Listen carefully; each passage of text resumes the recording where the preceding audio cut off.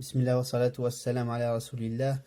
Donc, un point très rapide pour juste montrer un peu les dangers de la traduction. Et notamment ici, le danger d'une traduction qui est celle du verset de Surat Al-Anfal, verset 64. Donc, on peut lire ici, comme vous le voyez, ô prophète, Allah et ceux des croyants qui te suivent te suffisent.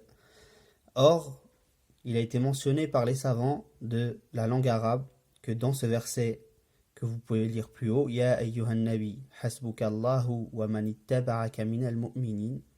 Le waw est un waw qu'on appelle al-atf dans la langue arabe.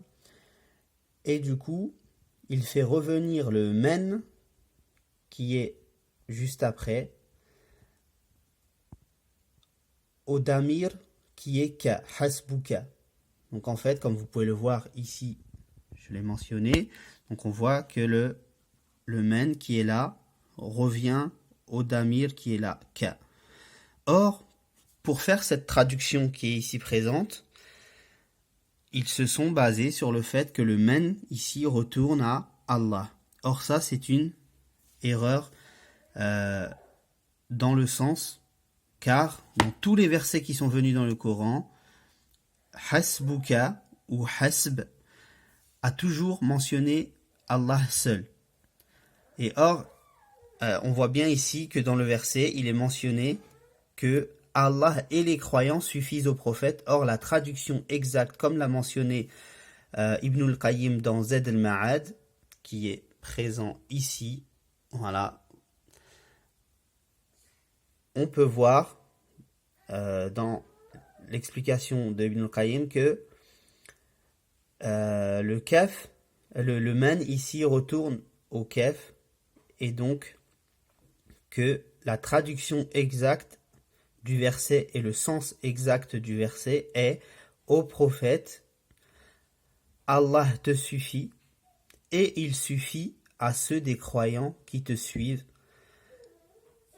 car tous les versets dans le Coran où le mot hasb qui veut dire yakfika, qui veut dire que Allah te suffit, tous les versets unanimement parlent seulement d'Allah lorsqu'il est exprimé le mot hasb dans le Coran.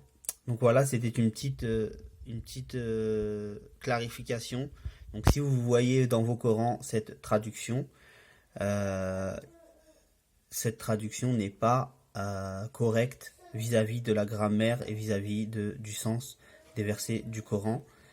Donc je vous invite à retourner au livre Zad al-Ma'ad de Ibn al-Qayyim, dans lequel il détaille cela avec beaucoup plus de preuves et de détails. Donc voilà, faites tourner afin que les gens ne lisent pas le Coran d'une manière erronée. Barakallahu fikum, wassalamu alaykum.